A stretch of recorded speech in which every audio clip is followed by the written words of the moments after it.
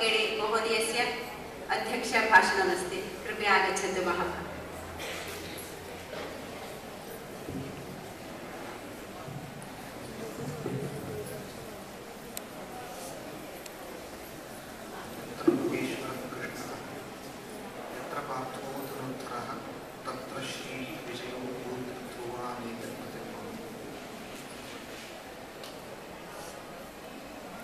कालिदास ಒಂದು ಮಾತನ್ನು ಹೇಳ್ತಾರೆ, ನಾಟ್ಯಂ ಭಿನ್ನ ರುಚೇರ್ ಜನಸ್ಯ ಬಹುಧಾ ಬೇಕಂ ಸಮಾರಾಧನಂ.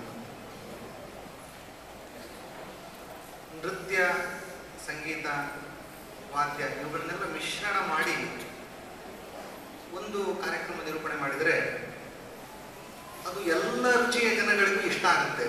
ಹಾಗೆ ಈ ಕಾರ್ಯಕ್ರಮ ಇದು ಸಂಸ್ಕೃತದ ಉತ್ಸವ, ಗೀತೆ ಜಯಂತಿ, ಮಕ್ಕಳಿಗಾಗಿ ಸ್ಪರ್ಧೆ, ಒಂದು ಪ್ರಸಿದ್ಧ ಉಪನ್ಯಾಸಕರ ಗೀತೋಪನ್ಯಾಸ, ಜೊತೆಗೆ ಒಂದು ಸಂಸ್ಕೃತದ ಒಂದು ಪುಸ್ತಕದ ಬಿಡುಗಡೆ.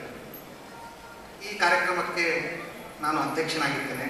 ಅಧ್ಯಕ್ಷನಾದವನ ಕರ್ತವ್ಯ ಮೌನದಿಂದ ಕುಳಿತುಕೊಂಡು ಇಡೀ ಕಾರ್ಯಕ್ರಮವನ್ನು ವೀಕ್ಷಣೆ ಮಾಡಿ ಕಾರ್ಯಕ್ರಮ ಚೆನ್ನಾಗಾಯಿತು ಅಂತ ಹೇಳೋದಷ್ಟೇ.